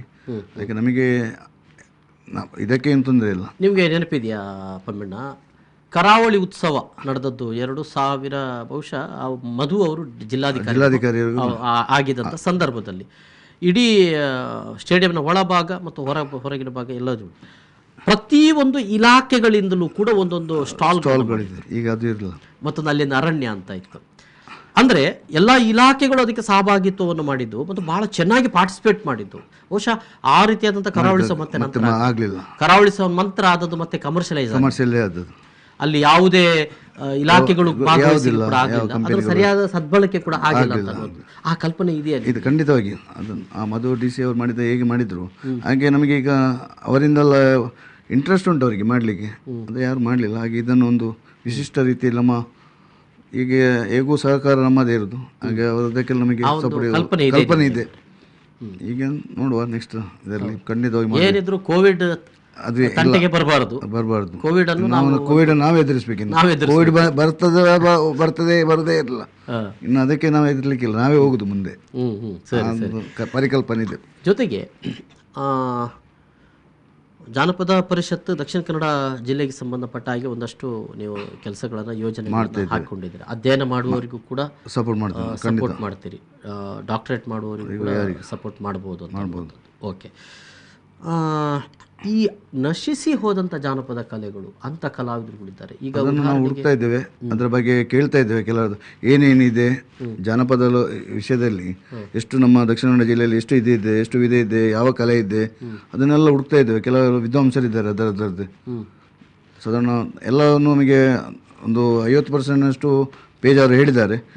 ಇನ್ನು ಅವರ ಹತ್ರ ತುಂಬ ನಾವು ಅವರಿಗೆ ಸಹ ಸಮಯದ ಅಭಾವ, ಅವರೀಗ ಪ್ರತಿ ದಿವಸ ಬ್ಯುಸಿ ಇರ್ತಾರೆ. ಯಾವಾಗ ಮೊದಲು ಉಂಟು ಮಲ್ಪುಗ ಅಂತ ಹೇಳ್ತಿರ್ತಾರೆ. ಒಮ್ಮೆ ಹೋಗ್ತಾ ಇದ್ದೇವೆ, ಅವ್ರು ಹೇಳಿದ್ದಾರೆ ನಿಂಗೆ ಏನು ಬೇಕು ಎಲ್ಲ ನಾನು ತೆಗೆದುಕೊಡ್ತೇನೆ. ಈ ಮೂಲ ಜನಪದ ಸಮುದಾಯಗಳಿದ್ದಾವೆ, ಬಹುಶಃ ಭೂತಕೋಲ ಸಂಸ್ಕೃತಿಗೆ ಸಂಬಂಧಪಟ್ಟ ಹಾಗೆ ಕಮ್ಯುನಿಟಿಗಳಿದೆ, ಬೇರೆ ಬೇರೆ ಕಮ್ಯುನಿಟಿಗಳಿದ್ದಾವೆ. ಅದರ ಏನು ಪರಿಚಾರಿಕೆ ಮಾಡ್ಬೋದು, ಅಂದರೆ ಅದರ ಕೆಲಸ ಮಾಡ್ತಾ ಇರುವ ಜಾಸ್ತಿ ಮೂಡಬಿದ್ರೆಯಲ್ಲಿ ಇರೋದು ಅವರು. ಹೌದು, ಕಮ್ಯುನಿಟಿಗಳು ಅಲ್ಲಿ ಇಂಥ ಆದಿವಾಸಿ ಹೋಗಿದ್ದೇವೆ, ಅವರನ್ನು ಕೂಡ ಭೇಟಿಯಾಗಿದ್ದೇವೆ ನಾವು. ಹಾಗೆ ಹೋಗಿದ್ದೇವೆ, ಅವ್ರದ್ದು ಮಾತುಕತೆ ಎಲ್ಲ ಮಾಡಿ ಒಂದು ಸುತ್ತಿನ ಮಾತುಕತೆ ಮಾಡಿದ್ದೇವೆ. ಮತ್ತೆ ಇನ್ನೊಮ್ಮೆ ಬರ್ತೇವೆ ಅಂತ ಹೇಳುವಾಗ ಮತ್ತೆ ಹೋಗ್ಲಿಕ್ಕೆ ಆಗಲಿಲ್ಲ. ಯಾರನ್ನೆಲ್ಲ ಭೇಟಿಯಾಗಿದ್ದೀರಿ ಅಂತ ಒಂದು ಯಾವ ಯಾವ ಇದಕ್ಕೆ ಸಂಬಂಧಪಟ್ಟ ಹಾಗೆ? ಇದುವೇ ಭೂತಾರಾಧನೆದು ಒಂದನೇದು, ಮತ್ತೆ ಯಕ್ಷಗಾನದ ಹೇಗೆ ಬಂತು, ಹೇಗೆ ಆಯಿತು. ಈಗ ಸಾಧಾರಣ ಈಗ ಗಂಡಸರ ಯಕ್ಷಗಾನ, ಈಗ ಮಹಿಳೆಯರು ಸಹ ಬರ್ತಾ ಇದ್ದಾರೆ. ಅದೊಂದು ಮಕ್ಕಳು ಬರ್ತಾ ಇದ್ದಾರೆ. ಮೊದಲು ಈಗ ಬೆಳಿಗ್ಗೆ ತನಕ ಇತ್ತು, ಈಗ 12 ಗಂಟೆವರೆಗೆ ಸಣ್ಣದಾಗ್ತಾ ಬಂತು. ಇನ್ನು ಅದು ಆಗ್ಬಾರ್ದು, ಸ್ವಲ್ಪ ವಿಶಾಲ ಆಗ್ತಾ ಹೋಗ್ಬೇಕು. ನಮ್ಮ ದಕ್ಷಿಣ ಕನ್ನಡದ ಕಲೆಯನ್ನು ಸಣ್ಣದು ಮಾಡೋದಕ್ಕಿಂತ ದೊಡ್ಡದು ಮಾಡಬೇಕು, ಕಾಲಮಿತಿಗಿಂತ ದೀರ್ಘಾವಧಿ ಮಾಡಲೇಬೇಕು. ಹಾಗಾದ್ರೆ ಮಾತ್ರ ಈಗ ಮೋದಿಯವರ ಪರಿಕಲ್ಪನೆ ಜನ ಜಾಸ್ತಿ ಹೊರಗೆ ಬನ್ನಿ ಇದು ಮಾಡಿ ಅಂತ ಹೇಳುವ ಒಂದು ಇದ್ದೇ ಇರ್ತಾರೆ. ಜೊತೆಗೆ ತಾವು ಬಹುಶಃ ಜಾನಪದದ ಬಗ್ಗೆ ಮಾತಾಡ್ತಾ ಹೋದ್ರೆ ಬಹಳಷ್ಟು ವಿಶಾಲವಾಗಿ ನಿಮಗೆ ಕಾರ್ಯಕ್ರಮವನ್ನು ನೀಡಲಿಕ್ಕೆ ಬಹಳಷ್ಟು ಅವಕಾಶಗಳು ಇದೆ. ಮಾಡುವಂತ ಒಂದಷ್ಟು ಪ್ರಕಾರಗಳು ಕೂಡ ನಮ್ಮಲ್ಲಿ ಇವೆ. ತುಳುನಾಡಿನಲ್ಲಿ ಬಹುಶಃ ತುಳುನಾಡಿನಲ್ಲಿ ಬಹಳ ಸ್ಪೆಷಲಿ ಆಗಿ ಹೇಳುವಂಥ ಕಲೆಗಳು ನಮ್ಮಲ್ಲಿ. ನೀವು ಹೇಳಿದ ಹಾಗೆ ಯಕ್ಷಗಾನಕ್ಕೆ ಸಂಬಂಧಪಟ್ಟ ಹಾಗೆ ಕಾಲಮಿತಿ ಬಂದಿದೆ. ಯಕ್ಷಗಾನ ಕಲಾವಿದರುಗಳು ಕೂಡ ಈಗ ಸಮಸ್ಯೆಯಲ್ಲಿದ್ದಾರೆ.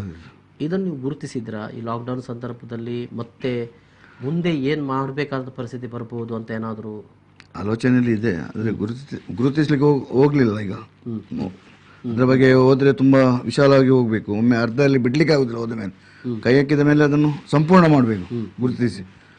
ಹಾಗೆ ನಾವು ಜೊತೆಗೆ ಯಾರೆಲ್ಲ ಇದ್ದಾರೆ ಅದರ ಭೂತಾರಾಧನೆ ಸಂಬಂಧಪಟ್ಟ ಹಾಗೂ ಕೂಡ ಅದು ನಿಂತು ಹೋಗಿತ್ತು. ಅಂದ್ರೆ ಮಾರ್ಚ್ ಏಪ್ರಿಲ್ ತಿಂಗಳಲ್ಲಿ 2 ತಿಂಗಳು ಮಾತ್ರ ಅವರಿಗೆ ಹೆಚ್ಚು ನೇಮೋತ್ಸವಗಳು ನಡೆಯುವಂತ ಅವಧಿ ಅದು ಸಹ ಇಲ್ಲ ಈಗ. ಅದು ಇಲ್ಲದೇ ಇದ್ದಂಥ ಸಂದರ್ಭದಲ್ಲಿ ಅವರು ಒಂದಷ್ಟು ಸಮಸ್ಯೆಯಲ್ಲಿ ಇದ್ದಾರೆ. ಅಂದ್ರೆ ಗೊತ್ತಿಲ್ಲ ನನಗೆ ಜಾನಪದ ಪರಿಷತ್ ಮಾಡ್ತದ ಅಥವಾ ಸರ್ಕಾರ ಮಾಡ್ತದ.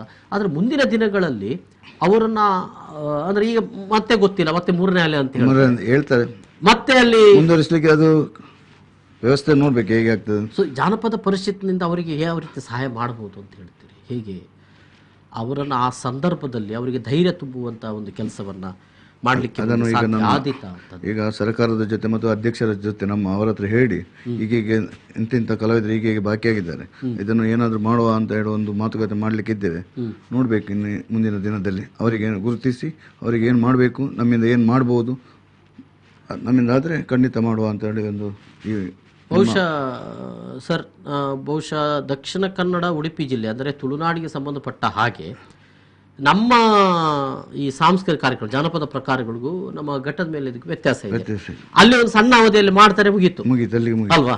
10-15 ನಿಮಿಷದ ಒಂದು ಪ್ರಕಾರ, ವೀರಗಾಸೆ ಮತ್ತೊಂದು ಇನ್ನೊಂದು, ಅದು ಬೇರೆ ಬೇರೆ ಕಥಾನಕವನ್ನು ಹೊಂದಿರುವಂತ ಮಾಡ್ತಾರೆ. ಆದ್ರೆ ನಮ್ದು ಹಾಗಲ್ಲ. ನಮ್ದು ಹೇಗಂತ ಹೇಳಿದ್ರೆ ನನ್ನ ಬದುಕೇ ಈ ಪ್ರಕಾರದಲ್ಲಿ, ನಾನು ಅದನ್ನೇ ನಂಬಿ ಬದುಕ್ತೇನೆ. ಭೂತಾರಾಧನೆ ಸಂಬಂಧಪಟ್ಟಾಗ ಎಲ್ಲರೂ ಕೂಡ ಅದನ್ನೇ ನಂಬಿ ಬದುಕ್ತಾರೆ, ಬೇರೆಯವರಿಗೆ. ಇತ್ತೀಚೆಗೆ ಭೂತಾರಾಧನೆ ಸಂಬಂಧಪಟ್ಟಾಗ ಅವ್ರು ನಾನು ಎಂಟ್ರಿ ಮಾಡುವಾಗ ಅವರು ಹೇಳಿದ್ದು, ನಮಗೆ ಒಂದು ಕೃಷಿ ಭೂಮಿಯನ್ನು ಕೊಡ್ಲಿ ಸರ್ಕಾರ, ಅಷ್ಟು ಸಾಕು ಅಂತ. ಗೊತ್ತಿಲ್ಲ, ನಾನು ನಿಮ್ಮ ಮುಂದೆ ಇಡ್ತಾ ಇರುವಂಥದ್ದು, ಮುಂದೆ ನೀವು ಇದನ್ನು ಬಹುಶಃ ಸರ್ಕಾರ ಜೊತೆ ನಮಗೆ ಒಂದು ಕೃಷಿ ಭೂಮಿ ಕೊಡಿ. ಕೃಷಿ ಭೂಮಿ ಕೊಟ್ಟಾಗ ನಾವು ಅದರಲ್ಲಿ ಉಳಿದ ಸಂದರ್ಭ ಕೃಷಿ ಮಾಡ್ತಾ ಇರ್ತೇವೆ ಅಂತ ಅನ್ನೋದು ಅದು ಬಹಳ ಸರಿ ಕಂಡಿದೆ. ಯಾಕಂದ್ರೆ ಅವ್ರಿಗೆ ಕೆಲಸ ಇರೋದು 4 ತಿಂಗಳು 5 ತಿಂಗಳು, ಉಳಿದ ತಿಂಗಳು ಅವರು ಮನೆಯಲ್ಲಿ ಇರಬೇಕಂತ ಪರಿಸ್ಥಿತಿ ಇರ್ತದೆ ಅಲ್ವೇ? ಇದು ಒಂದು ಪ್ರಕಾರ. ಯಕ್ಷಗಾನ ಕಲಾವಿದರಿಗೂ ಕೂಡ ಇತ್ತೀಚೆಗೆ ಪಟ್ನ ಸತೀಶ್ ಶೆಟ್ಟಿ ಅವರು ಬಂದ ಸಂದರ್ಭದಲ್ಲಿ ಕೂಡ ಅವ್ರೇನ್ ಹೇಳ್ತಾರೆ ಅಂತ ಹೇಳಿದ್ರೆ, ಮುಂದಿನ ಪೀಳಿಗೆ ಇನ್ನು ಯಕ್ಷಗಾನದಲ್ಲಿ ನಾನು ಯಕ್ಷಗಾನ ನಂಬಿ ಬದುಕ್ತೇನೆ ಅನ್ನುವಂಥ ಪರಿಸ್ಥಿತಿ ಇಲ್ಲ. ಬಹುಶಃ ಇದ್ರ ಬಗ್ಗೆ ಚಿಂತೆ ಮಾಡಬೇಕಾಗ್ತದೆ. ಇದನ್ನು ಸರ್ಕಾರ ಮಾಡಬೇಕು. ನಾವು ಅವರಿಗೆ ವಿಷಯವನ್ನು ತಿಳಿಸಬಹುದು, ಅವೇ ಮಾಡ್ತೇವೆ ಅಂತ ಹೇಳಲಿಕ್ಕೆ ಪರಿಷತ್ನಿಂದ ಆಗುದಿಲ್ಲ. ಅದನ್ನೆಲ್ಲ ಸರ್ಕಾರ ಮಾಡಬೇಕು. ನಮ್ಮ ಪ್ರಯತ್ನ ಅವರೊಟ್ಟಿಗೆ ನಾವು ಸೇರಿ ಯಾರನ್ನು ಗುರುತಿಸಿ ಸರ್ಕಾರಕ್ಕೆ ತೋರಿಸಿಕೊಡ್ಬೋದು. ಬಹುಶಃ KL ನಾಗೇಗೌಡರು ಇಲ್ಲಿ ಜಿಲ್ಲಾಧಿಕಾರಿ ಕೂಡ ಆಗಿದ್ರು. ಅವರಿಗೆ ತುಳುನಾಡಿನ ಜಾನಪದದಿಂದ ಅವರು ಅಧ್ಯಯನ ಮಾಡಿದ್ದಾರೆ. ಬಹುಶಃ ಅವ್ರ ಪುಸ್ತಕ ಕೂಡ ಬರ್ದಿದ್ದಾರೆ. ಅವ್ರು ಬರ್ದಿದ್ದಾರೆ, ಈಗಿನ ಅಧ್ಯಕ್ಷರು ತುಂಬಾ ಬರ್ದಿದ್ದಾರೆ, 7-8 ಪುಸ್ತಕ ಬರ್ದಿದ್ದಾರೆ. ತಿಮ್ಮೇಗೌಡರು ನಮ್ದು. ಹಾಗೆ ಸೊ ಒಟ್ಟಾರೆಯಾಗಿ ಇಡೀ ಜಾನಪದ ಪರಿಷತ್ ಇಡೀ ರಾಜ್ಯದಲ್ಲಿ ಇಡೀ ಒಂದು ಜಾನಪದದ ಒಂದು ಏನು ಬಹುಶಃ ಅದರ ಮೂಲದ ಮತ್ತೆ ಒಂದಷ್ಟು ಅಭಿವೃದ್ಧಿಗೆ ನೆಕ್ಸ್ಟ್ ಜನರೇಷನ್ಗೆ ಅದನ್ನು ತಲುಪಿಸಬೇಕು ಅನ್ನೋ ಕೆಲಸದಲ್ಲಿ ಮಾಡ್ತಾ ಇದೆ. ಸೊ ತಾವು ಅದನ್ನು ಈ ಜಿಲ್ಲೆಯಲ್ಲಿ ಮಾಡಬೇಕಂತ ಒಂದು ಆಲೋಚನೆ ಇದೆ. ಓಕೆ. ಪಮ್ಮಿ ಕೊಡಿಯಲ್ ಬೈಲ್ ಅವರು ಎಲ್ರಿಗೂ ಪರಿಚಿತವಾದಂಥ ಹೆಸರು. ತಮ್ಮ ಸುತ್ತಮುತ್ತ ಇರೋರು ನಾಟಕದ ಗೀಳು ಹೇಗೆ ಹುಟ್ಕೊಂಡಿತ್ತು? ಅವನು ಕೊಡಿಯಲ್ ಬೈಲಲ್ಲಿರುವಾಗ ನಮ್ಮ ಒಂದು ಕೊಡಿಯಲ್ ಬೈಲ್ ವಿಜಯಕುಮಾರ್ ಕೊಡಿಯಲ್ ಬೈಲ್ ನಮ್ಮ ಮನೆ ಹತ್ತಿರ ಇರೋದು. ಅವರು ನಾಟಕ ನಮ್ಮ ಸ್ಮಾರ್ಟ್ ಫ್ರೆಂಡ್ ಸರ್ಕಲ್ ಅಂತ ಒಂದು ಕೆಲವು ದಿವಸ ನಾಟಕ ಮಾಡ್ತಾ ಇದ್ದಾರೆ. ಸ್ಮಾರ್ಟ್ ಫ್ರೆಂಡ್ ಸರ್ಕಲ್ ಕೊಡಿಯಲ್ ಇದೆ. ವರ್ಷಕ್ಕೊಂದು ನಾಟಕ ಮಾಡೋದು, ವಾರ್ಷಿಕೋತ್ಸವಕ್ಕೆ ಒಂದು ನಾಟಕ ಮಾಡ್ತಿದ್ದು. ಹಾಗೆ ಒಂದು ದಿವಸ ಒಂದು ವಕೀಲರ ಪಾತ್ರದಲ್ಲಿ ಸುರಿಗೆಯಾಗಿ ಒಂದೊಂದು ಬಂದು ಹೋಗುದು ಮಾತ್ರ. ಯಾವ ನಾಟಕಕ್ಕೆ ಅದು? ಅದು ಯಾವ್ದು ನಾಟಕದ ಹೆಸರು ಅಷ್ಟು ನೆನಪಿಲ್ಲ. ಒಂದು ಕೊಡಿಯಲ್ ಬೈಲಲ್ಲಿ ಒಂದು ದಿವಸ ಒಂದು ಕಪ್ಪು ಕೋಟೆ ಹಾಕಿ ಒಂದು ಸೀನ್ ಹೋಗಿ ಬಾ ಅಂತ ಹೇಳಿದ್ರು, ಲಾಯರ್ ರೋಲ್. ಅದನ್ನು ಮಾಡಿದ್ದೇನೆ. ಅದರ ಮತ್ತೆ ಕೆಲವು ನಾಟಕದಲ್ಲಿ ಮಾಡಿದ್ದೇನೆ. ಮತ್ತೆ ಒಂದು ಯಕ್ಷಗಾನದಲ್ಲಿ ಮಾಡಿದ್ದೇನೆ, ದೇವಿ ಮಾತ್ಮೆ ಅಂತ ಹೇಳುವ ನಮ್ಮಲ್ಲಿ ಕಿಶೋರ್ ಡಿ ಶೆಟ್ಟಿ ಅವರು ಒಂದು ಮಾಡ್ತಿದ್ರು. ಆಗ ಅಲ್ಲಿ ಈ ಮೈಸಾಸುರ ಬರುವಾಗ ಕೆಲವು ಈ ದಿಬ್ಬಣದ ಒಂದು ಸೀನ್ ಇದೆಯಲ್ಲ, ಆಗ ಕೆಲವು ಮಕ್ಕಳನ್ನು ಕರ್ಕೊಂಡು ಹೋಗುವಾಗ ನಡುವಲ್ಲಿ ಪಾಯಸ ಹಾಕಿದ ಒಂದು ಕಾಮಿಡಿ ಸೀನಿಗೆ ನಮ್ಮನ್ನು ಯೂಸ್ ಮಾಡಿದೆ. ಹಾಗೆ ಅದ್ರ ಸ್ವಲ್ಪ ಹಚ್ಚ ಬಂದು ನಾಟಕದ ಚಲನಚಿತ್ರ ಅಲ್ಲಿ ಒಂದು ಕಲಾವಿದರ ಅಧ್ಯಕ್ಷ ಆದೆ ಬಂದು. ಹಾಗೆ ಕೊಡಿಯಾಲ್ ಬೈಲ್ ಅನ್ನುವಂತ ಒಂದು ಊರೇ ಇಡೀ ನಾಟಕ ರಂಗಭೂಮಿ ಎಲ್ಲ ಅಲ್ಲೇ ಇದ್ದಾರೆ. ಈಗ ದೇವದಾಸ್ ಕಾಪಿಕಾಡ್ ಇದ್ದಾರೆ, ವಿಜಯಕುಮಾರ್ ಹೋಗಿದ್ದಾರೆ, ಕಿಶೋರ್ ಡಿ ಶೆಟ್ಟಿ ಅಲ್ಲೇ ಇದ್ದಾರೆ. ಒಂದು ಕಲಾವಿದರ ಒಂದು ಊರೇ ಅದು. ಬೆಂಗಳೂರಲ್ಲಿ ಗಾಂಧಿನಗರ ಇದೆ, ಕೊಡಿಯಲ್ ಬೈಲ್ ಈಗ ಗಾಂಧಿನಗರ ಆಗಿದೆ. ಆಗ ಹೇಗಿತ್ತು? ನೀವು ಸಣ್ಣ ಆಗ ಎಲ್ಲರೂ ಅನ್ಯೋನ್ಯವಾಗಿದ್ದಾರೆ. ಈಗ ನಾನು ಎಂಬ ಒಂದು ಪ್ರತಿಷ್ಠೆ ಬಂದಿದೆ. ಅಲ್ಲ, ಅಲ್ಲಿ ನಾಟಕಗಳೆಲ್ಲ ಹೇಗೆ ನಡೀತಾ ಇದ್ವು? ತುಂಬಾ ನಾಟಕ ವಾರಕ್ಕೊಂದು ನಡೀತಾ ಇತ್ತ? ಇಲ್ಲ, ಅಲ್ಲಿ ಎಲ್ಲರೂ ರೈಟರ್ ಇದ್ದಾರಲ್ಲ. ಸಂಜೀವ SK ಅವರಿದ್ರು, ವಿಜಯಕುಮಾರ್ ಕೊಡಿಯಲ್ ಬೈಲ್ ಇದ್ರು, ಮತ್ತೆ ಕಿಶೋರ್ ಡಿ ಶೆಟ್ಟಿ ಇದ್ದಾರೆ. ಅವರೆಲ್ಲ ನಾಟಕದ ದೊಡ್ಡ ದೊಡ್ಡ ಅಭಿನಯ ಮಾಡಿದವರು. ಲಕ್ಷ್ಮಿ ತಂಡ ಕಟ್ಟಿದ್ದಾರೆ. ಇವರು ಒರಿಯರ್ ದೇಶದ ಒಂದು ತಂಡ ಆಗಿದೆ. ದೇವದಾಸ್ ಕಾಪಿ ಕಡ್ರೋರ್ ತಂಡ ಇದೆ. ಅಲ್ಲಿ 3-4 ತಂಡ ಇದೆ ನಮ್ಮ ಊರಲ್ಲಿ. ಕೊಡಲ್ಬೆಲೆ ಹೇಳಿದ್ರೆ ಒಂದು ಎಸ್, ಕೋಡಿಯಲ್ಬೆಲೆ ಅಂತ ಹೇಳಿದ್ರೆ ರಂಗಭೂಮಿಗೆ ಸಂಬಂಧಪಟ್ಟ ಹಾಗೆ ಭಗವತಿ ಅಮ್ಮನವರು ಒಂದು ಇದ್ರು. ತಾವು ಅಂದ್ರೆ ಸಿನಿಮಾಕ್ಕೆ ಕೂಡ ಹೇಳಿದ್ರಿ. ಜುಗಾರಿ ಸಿನಿಮಾ ಎಲ್ಲಿವರೆಗೆ ಬಂತು? ಈಗ ಜುಗಾರಿ ಆಲ್ಮೋಸ್ಟ್ ಎಲ್ಲ ಆಗಿ ರೆಡಿ ಆಗಿದೆ. ಮೊನ್ನೆ ದಿವಸದಲ್ಲಿ ರಿಲೀಸ್ ಮಾಡುವ ಟೈಮಲ್ಲಿ ಕೊರೋನಾ ಅಂತ ಹೇಳಿ ಹಿಂದೆ ಹೋಗಿದೆ. ಸಾಧಾರಣ ಎಲ್ಲ ಆಗಿದೆ. ಯಾವಾಗ ಒಂದು ಟೆಂಟೇಟಿವ್ ನೆಕ್ಸ್ಟ್ ಇನ್ನು ಅದರ ಐಡಿಯಾವೇ ಇಲ್ಲ. ಯಾವಾಗ ಮಾಡೋದು ಕಂಪ್ಲೀಟ್ ಕೆಲಸ ಆಗಿದೆ, ಅಪ್ಡೇಟ್ ಆಗಿದೆ, ರೆಡಿ ಆಗಿದೆ. ಬಿಡುಗಡೆಗೆ ಅದು ಸಿದ್ಧವಾಗಿದೆ. ಏನು ಅದರ ಒಟ್ಟು ಕತೆ, ಒಂದು ಸಣ್ಣ ಸಾರಾಂಶ? ಜುಗಾರಿ ಅಂತ ಹೇಳಿದ್ರೆ ಒಂದು ರಿಯಲ್ ಸ್ಟೋರಿ. ಮಂಗಳೂರಲ್ಲಿ ಒಂದು ನಡೆದ ಒಂದು ವಿಚಿತ್ರವಾದ ಘಟನೆ, ರಿಯಲ್ ಸ್ಟೋರಿ ಅದು. ಅದನ್ನು ನೈಜ ರೂಪದಲ್ಲಿ ಆದ ಒಂದು ಇನ್ಸಿಡೆಂಟ್ ನನ್ನ ಮನಸ್ಸಲ್ಲಿ ಬಂದಿತ್ತು. ಅದನ್ನು ನಮ್ಮ ಇವರು ನಿರ್ದೇಶಕರು ನಮ್ಮ ಬೆಂಗಳೂರಿನವರು ಮಣಿಕಾಂತ್ ಕದ್ರಿ ಅದಕ್ಕೆ ಸಂಗೀತ ಬರೆದಿದ್ದಾರೆ. ನಿತಿನ್ ಕುಮಾರ್ ಅವರು ರೈಟರ್ ಅದರದ್ದು. ಪ್ರಸಾದ್ ಎಲ್ಲ ತುಂಬ ಒಳ್ಳೊಳ್ಳೆ ಆರ್ಟಿಸ್ಟ್ನವರು ಇದ್ದಾರೆ. ಒಳ್ಳೆ ಬಂದಿದೆ. ಏನೋ ನಮ್ಮ ಅದೃಷ್ಟ ಯಾವ ಬರ್ತದೆ ನಿರೀಕ್ಷೆಯನ್ನು ಇಟ್ಟುಕೊಂಡಿದ್ದಾರೆ. ದೊಡ್ಡ ಥಿಯೇಟರ್ ಬಿಡೋದು ಅಂತ ಇದ್ದೀರಾ? ನೋಡ್ಬೇಕು. ಈಗ V4 ಇದೆ, ನೋಡುವ ಮಾತುಕತೆ ಆಗ್ತಾ ಉಂಟು, ಯಾರಿಗೆ ಆಗ್ತದೆ. ಸರಿ ಸರಿ ಸರಿ. ಸಿನಿಮಾದ ಒಂದು ಅಂದರೆ ಈಗಿನ ಪರಿಸ್ಥಿತಿ ನೀವು ನೋಡ್ತಾ ಇದ್ದೀರಿ. ಹೌದು. ಬಹುಶಃ ಏನಂತ ಹೇಳಲಿಕ್ಕೆ ಸಾಧ್ಯ ಇಲ್ಲ, ತುಳಿಯೋದಿಲ್ಲ. ಏನು ಮಾಡಬೇಕು ಅಂತ ಹೇಳ್ತೀರಿ ಮುಂದೆ? ತುಳು ಸಿನಿಮಾಕ್ಕೆ ಅಂದರೆ ಸಿನಿಮಾ ಮಾಡಿ ಹಣ ಮಾಡ್ಬೇಕಂತ ಹೇಳಿದ್ರೆ ಸಾಧ್ಯ ಇಲ್ಲ. ತುಳುವನ್ನು ಇಂಪ್ರೂವ್ಮೆಂಟ್ ಮಾಡಬೇಕು, ತುಳು ಸಂಸ್ಕೃತಿಯನ್ನು ಬೆಳೆಸಬೇಕು, ತುಳು ಜನರಿಗೆ ಮಾಡ್ಬೇಕಂತ ಇದ್ದವರು ಪಿಕ್ಚರ್ ಮಾಡ್ಬೋದು. ಅಷ್ಟೇ ಅಷ್ಟೇ ಅಷ್ಟೇ. ಬೇರೆ ಸಂಪಾದನೆಗೆ ಫಿಲ್ಮ್ ಇಂಡಸ್ಟ್ರಿಗೆ ಬಂದ್ರೆ ತುಂಬಾ ಕಲಾವಿದರಿದ್ದಾರೆ. ಈಗ ನೋಡುವುದಾಗಿದ್ರೆ ಎಲ್ಲಾ ಪ್ರೊಡ್ಯೂಸರ್ಗಳು ಅವ್ರ ಪಾಪ ನಮ್ಮ ತುಳು ಭಾಷೆಯಲ್ಲಿ ಒಂದು ಪಿಕ್ಚರ್ ಬೇಕು ಅಂತ ಹೇಳುವ ಬಂದವರು, ನಮ್ಮ ಭಾಷೆ ಪಿಕ್ಚರ್ ಬೋರ್ಡು ಅಂತ ಹೇಳುವ ಕಾರಣಕ್ಕೆ ಮಾಡ್ಬೇಕಲ್ಲದೆ ಹಣ ಮಾಡ್ತೇನೆ ಅಂತ ಹೇಳಿ ಪಿಕ್ಚರ್ಗೆ ಬರಬೇಡಿ ಅಂತ ಹೇಳು. ಸಂಸ್ಕೃತಿ ಬೆಳೆಸಿ, ತುಳು ಸಂಸ್ಕೃತಿಯನ್ನು ಉಳಿಸಿ ಅಂತ ಹೇಳುವ ಒಂದು ಇದಕ್ಕೆ ಗಟ್ಟಿಲ್ಲ ಅಂತ ತೋರಿಸ್ಲಿಕ್ಕೆ ಬರಬೇಡಿ ಅಷ್ಟೇ. ಸಂಪಾದನೆ ಮಾಡ್ಲಿಕ್ಕೆ ತುಳು ಪಿಕ್ಚರ್ ತೆಗಿಬೇಡಿ ಅಂತ ಹೇಳಿ. ಜೊತೆಗೆ ಪ್ರತಿಭಾವಂತ ಕಲಾವಿದರು ತುಂಬಾ ಇದ್ದಾರೆ ನಮ್ಮಲ್ಲಿ. ಅವರಿಗೆ ಸಿನಿಮಾದಲ್ಲೇ ಬಹುಶಃ ಅದು ಇವತ್ತು ಬಹಳ ನೆಚ್ಚಿಕೊಂಡಂತ ಕ್ಷೇತ್ರವಾಗಿ ಬಿಟ್ಟಿದೆ. ಹೌದು, ಏನ್ ಹೇಳ್ತೀರಿ? ತುಂಬಾ ಇದನ್ನೇ ನೆಚ್ಚಿಕೊಂಡ್ರೆ ಕಷ್ಟ ಉಂಟು. ಇದು ಮೊದಲು ಸಿನಿಮಾ ಒಂದು ಟ್ರೆಂಡ್ ಇತ್ತು ನಮ್ಮಲ್ಲಿ. ತಿಂಗಳಿಗೆ ವರ್ಷಕ್ಕೆ 15-16 ಪಿಕ್ಚರ್ ಬಂದಿದೆ, ಅದು ರೆಕಾರ್ಡ್ ಇದೆ, ಅದನ್ನು ನೆಚ್ಚಿಕೊಂಡಿರ್ಬೋದು. ಈಗಿನ ಈ ಕೊರೋನಾ ಬಂದ ಮೇಲೆ ಅದಕ್ಕೆ ಫುಲ್ ಸ್ಟಾಪ್ ಆಗಿದೆ. ಇನ್ನೂ ಅದನ್ನು ಸೆಟ್ ಮಾಡಲಿಕ್ಕೆ ತುಂಬ ಕಷ್ಟ ಉಂಟು. ಕಲಾವಿದರಿಗೆ ಎಲ್ಲರಿಗೆ ಹೇಳುದು ಯಾವುದಾದ್ರೂ ಅದನ್ನೇ ನೆಚ್ಚಿಕೊಂಡು ಕುಳಿತರೆ ಸಾಕಾಗ್ಲಿಕ್ಕಿಲ್ಲ. ಈಗಿನ ಜೀವನ ಉಪಯೋಗ ಅದು ಸಾಕಾಗ್ಲಿಕ್ಕಿಲ್ಲ. ಅದೊಂದು ಸೈಡಲ್ಲಿ ಇರ್ಲಿ. ಕಲೆ ಉಳಿಸಿ ನಾಡು ಬೆಳೆಸಿದ್ದಕ್ಕೆ ಮಾಡಿ, ಮತ್ತೆ ಹೊಟ್ಟೆ ತುಂಬಿಸ್ಲಿಕ್ಕೆ, ಮನೆ ಸಂಸಾರ ಬೆಳೆಸಲಿಕ್ಕೆಲ್ಲ ಇಂಡಸ್ಟ್ರಿಗೆ ಬರಬೇಡಿ. ಕೊರೋನಾ ಅಂತ ಒಂದು ಪಾಠ ಕಲಿಸಿಕೊಟ್ಟಿದೆ ಜನರಿಗೆಲ್ಲ ಒಟ್ಟಾಗಿದ್ದಾರಲ್ಲ, ಫ್ಯಾಮಿಲಿ ಎಲ್ಲ ಅಷ್ಟಕ್ಕೆ ಮಾತ್ರ ಸೀಮಿತ. ಕೋವಿಡ್ ಬಂದ ನಂತರ ಒಂದು ಸ್ವಲ್ಪ ಫ್ಯಾಮಿಲಿಗಳೆಲ್ಲ ಅಟ್ಯಾಚ್ಮೆಂಟ್ ತುಂಬ ಆಗಿದ್ದಾರೆ. ಎಲ್ಲರೂ ಮನೆ ಅಣ್ಣ ತಮ್ಮ ಎಲ್ಲರೂ ಒಟ್ಟೊಟ್ಟಿಗೆ ಇರ್ತಾರೆ. ಒಂದೊಂದು 3 ಇಲ್ಲದ್ರೆ ಅವರಿಗೆ ಪುರುಷತೆ ಸಿಗುದಿಲ್ಲ. ಓಕೆ ಸರ್, ಕೊನೆಯದಾಗಿ ಇಡೀ ಜಾನಪದ ಪರಿಷತ್ತಿನ ಮೂಲಕ ನಮ್ಮ ತುಳುನಾಡಿನ ಜನಪದ ಸಂಸ್ಕೃತಿಯನ್ನು ರಾಜ್ಯಕ್ಕೆ ಪರಿಚಯಿಸಬೇಕು ಅಂತ ಅನ್ನುವಂಥ ತಮ್ಮ ಉದ್ದೇಶ, ಬೇರೆ ಬೇರೆ ರೀತಿಯ ಕಾರ್ಯಾಚರಣೆಗಳನ್ನು ಮಾಡಬೇಕು ಅಂತ ಅನ್ನುವಂಥದ್ದು. ಈಗ ಕೋವಿಡ್ ಬಂದಿದೆ, ಬಹುಶಃ ಮುಂದೆಯೂ ಕೂಡ ಕೋವಿಡ್ ಬಂದ್ರೆ ಅಂತ ಅನ್ನುವಂಥದ್ದು. ಆದರೆ ಆ ಪ್ರಶ್ನೆಯಲ್ಲೂ ಕೂಡ ಜಾನಪದ ಪರಿಷತ್ತು ಎಲ್ಲ ಕಲಾವಿದರ ಜೊತೆಗೆ ನಿಲ್ತದೆ. ಯಾವ ರೀತಿ ಕೊನೆಯದಾಗಿ ಅಲ್ಲೇ ಬರಲಿ, 3ನೇ ಅಲ್ಲೇ ಬರಲಿ, 4ನೇ ಅಲ್ಲೇ ಬರಲಿ, ಜನಪದ ಲೋಕದಿಂದ ಏನಾಗಬೇಕು ಇನ್ನು ಕಾರ್ಯಕ್ರಮಗಳು ಮಾಡ್ತಾ ಇರ್ತೇವೆ. ಯಾರಿಗೆ ಕಷ್ಟದವರಿಗೆ ಸಹಾಯ ಮಾಡ್ತಾ ಇರ್ತೇವೆ ಅಂತೇಳಿ ಈ V4 TV ಮೂಲಕ ನಾನು ತಿಳಿಸ್ತೇನೆ. ಓಕೆ ಸರ್, ತುಂಬ ಧನ್ಯವಾದಗಳು. ಜಾನಪದ ಪರಿಷತ್ತಿನ ಅಧ್ಯಕ್ಷರಾಗಿ ತಾವೇನು ಎನಿಸ್ಕೊಂಡಿದ್ದೀರಿ, ತಾನು ಏನು ಯೋಜನೆಗಳನ್ನ ಹಾಕ್ಕೊಂಡಿದ್ದೀರಾ ಅದು ಯಶಸ್ವಿಯಾಗಲಿ, ನೆರವೇರಲಿ ಅಂತ ನಾನು ಕೂಡ ಹಾರೈಸ್ತೇನೆ. Thank you sir, thank you. ಸೊಲ್ಮೇಲೆ ಇದು ಇವತ್ತಿನ ವಿಶೇಷ. ನಿರಂತರ ಸುದ್ದಿ ಮನೋರಂಜನೆ ಮುಂದುವರ್ತದೆ. ನೋಡ್ತಾ ಇರಿ V4 ನ್ಯೂಸ್. ನಮಸ್ಕಾರ.